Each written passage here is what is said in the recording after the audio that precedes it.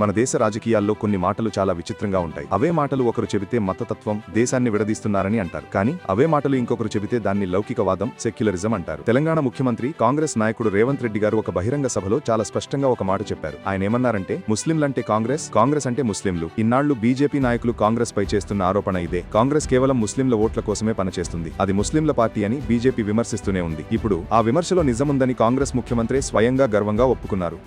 Congress high తో मुसलमान है, कांग्रेस है तो आपकी इज्जत है, जब कांग्रेस नहीं है अब कुछ नहीं है.